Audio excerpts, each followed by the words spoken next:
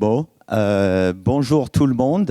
Avec un petit quart d'heure toulousain, on va commencer cette Anity Days. Je crois que c'est le 4e maintenant. Et cette journée est un peu spéciale parce que c'est ouvert au grand public. On veut montrer à tout le monde ce qu'on a fait dans Anity et bien sûr avoir vos questions, vos réflexions sur les sujets qui nous passionnent. Donc, juste pour ceux qui ne savent pas, Anity, c'est le Artificial and Natural Intelligence Toulouse Institute. Nous sommes un des 4 instituts 3IA interdisciplinaires en intelligence artificielle. Et on a été on a commencé en septembre 2019 et notre premier mandat va jusqu'à décembre 2023. Quelques chiffres sur cet institut, c'est quand même conséquent. On a un budget conséquent, à peu près 200 chercheurs, doctorants et postdocs, 30 ingénieurs mis à disposition avec 31 partenaires industriels, avec beaucoup de publications et un grand nombre dans des conférences et revues internationales à étoiles, 10 librairies de software pour nos industriels et un doublement presque d'étudiants qui étudient l'IA depuis 2018-2019. Alors, vous allez entendre beaucoup sur des différents thèmes ou projets de recherche dans Anity. Juste pour vous donner un survol très rapide, on est organisé dans 3 programmes, l'IA collaborative, l'IA certifiable et l'IA acceptable. Et chacun de ces programmes gère des thématiques de recherche comme thématiques sur la robotique ou sur l'apprentissage avec peu ou de données complexes ou du safe design, de la certification pour l'embarquabilité de systèmes IA dans des systèmes critiques. Et avec chaque projet est associé ou sont associés plusieurs chaires. Et chez nous, une chaire, c'est un PI, mais aussi, sauf moi je ne suis pas PI. Je suis la bonne qui nettoie un peu les locaux. Donc, on a des PI pour chacune de ces chaires, mais chaque chaire a aussi des chercheurs associés, des postdocs, des doctorants et des chercheurs collaborateurs sur le site toulousain. Et donc, une chaire peut avoir 10 personnes dans ce petit groupe.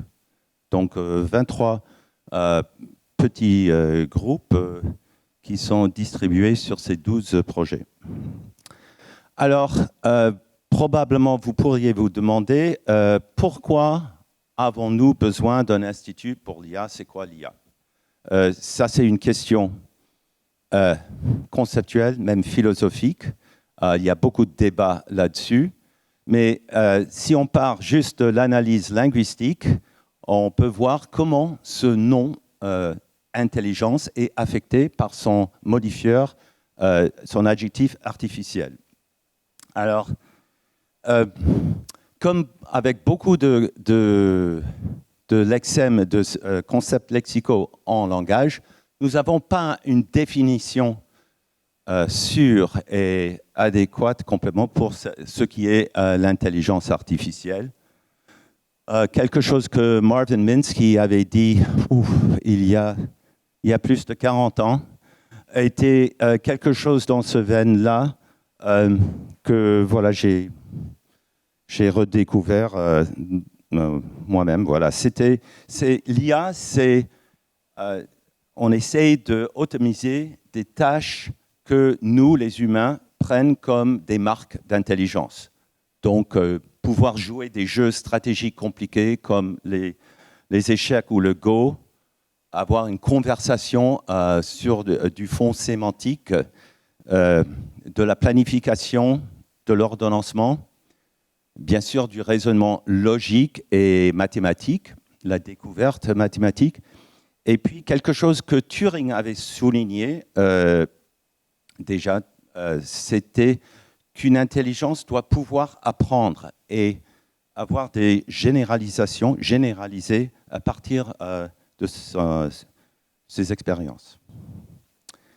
Alors, juste encore très haut niveau, juste pour vous familiariser un tout petit peu avec ce que c'est l'intelligence artificielle, il y a eu deux grands brins, deux grandes approches à cette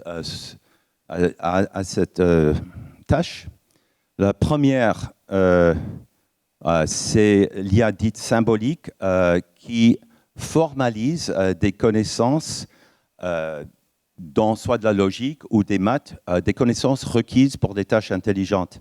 C'est quelque chose qui, voilà, ce concept est né, je suppose, on dit vraiment né dans le workshop de Dartmouth en 1957, où il y avait John McCarthy, et c'était là où on voyait qu'on avait maintenant des langages computationnels comme le Lisp qui étaient assez puissants pour qu'on pouvait coder des connaissances non triviales pour faire des tâches intelligentes. Cette approche a continué, bien sûr. Elle a des atouts.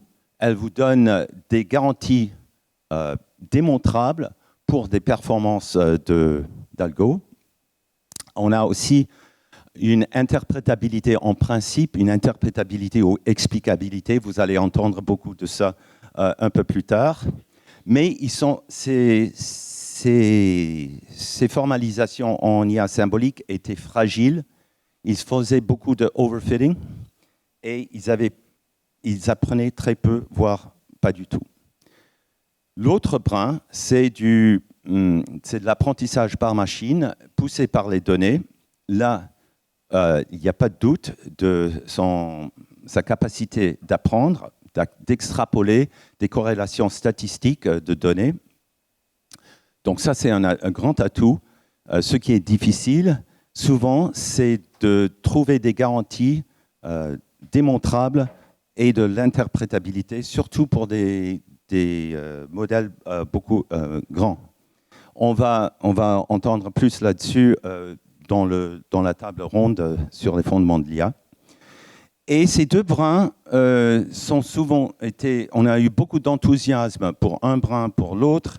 Et entre ces périodes d'enthousiasme, il y avait des hivers de l'IA où tout le monde était désenchanté de manque de progrès. On peut se demander où est-ce qu'on est en ce moment. Est-ce qu'on est toujours sur une pente montante d'enthousiasme pour l'IA ou est-ce que ça commence à s'aplatir? Ça, c'est des questions qu'on peut vraiment se poser et que je suppose que voilà, nos États qui nous subventionnent se posent aussi. OK.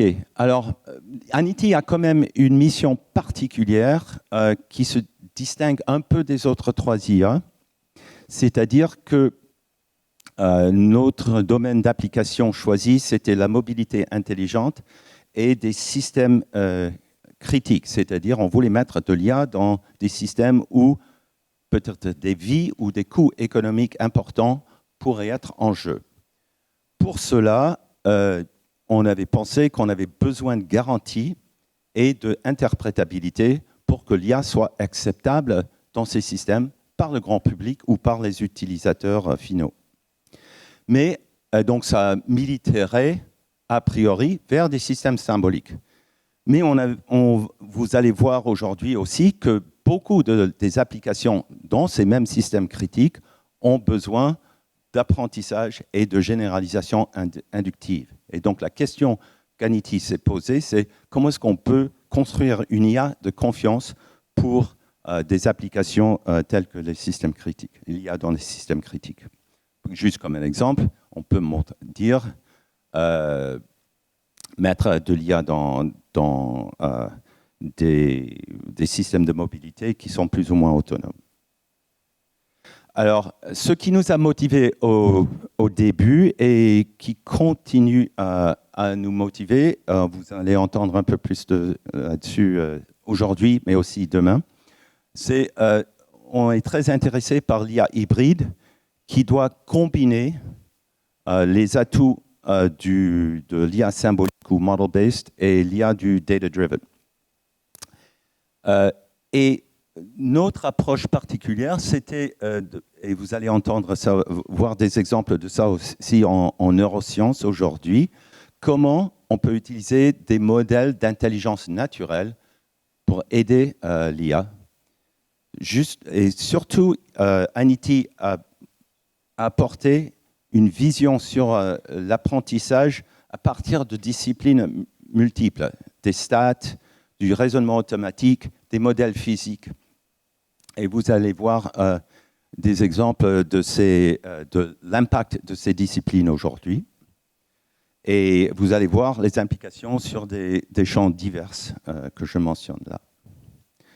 Bon, alors, vous pourriez vous demander, je vais juste vous laisser avec cette dernière idée avant de passer la parole à mes collègues. Pourquoi cette injection de connaissances, c'est ça que veut faire l'IA hybride? Pourquoi est-ce que c'est important? Eh bien, une raison, ça vient du grand empiriste David Hume, qui avait déjà vu au XVIIIe siècle qu'il y avait un problème. Quand vous dites « power to the data », comme on disait chez Google ou Facebook au milieu des années, début des années 2000, ce n'est pas que les données. Et David Hume vous dit pourquoi là. Il n'y a aucune raison rationnelle d'aller au-delà de ce que vous avez observé, sans un biais. Et ça a été aussi codifié dans les années 90, juste après la découverte du théorème de la représentabilité presque universelle pour les réseaux de neurones, c'est qu'il n'y a aucun algorithme d'apprentissage universel qui peut, pour un problème choisi arbitrairement, qui a une performance mieux que la chance. Ça, c'est le No Free Lunch Theorem. Donc, ça veut dire qu'il faut des connaissances du domaine pour chaque application. Et où est-ce qu'on va les trouver, ces connaissances? Une possibilité, c'est de fine-tuner vos hyperparamètres. Une autre, et vous allez voir qu'on va parler de modèles différents où il y a de plus en plus de paramètres. L'autre approche, et vous allez entendre ça d'Anity, c'est d'injecter des connaissances dans des formes soit symboliques, mathématiques, soit en entrée sur les données, soit en sortie comme garde-fou, soit à l'intérieur du système d'apprentissage sur la fonction de l'os. Et ça, je crois que Serge va parler de pins là-dessus, ou c'est Shishin qui va parler de pins demain. OK, donc le programme, voilà, j'ai fait mon mot d'accueil. Et on va maintenant partir sur notre première table ronde sur l'IA et l'industrie. Donc, je vais inviter Sylvie, Louise et Julie de venir m'accompagner.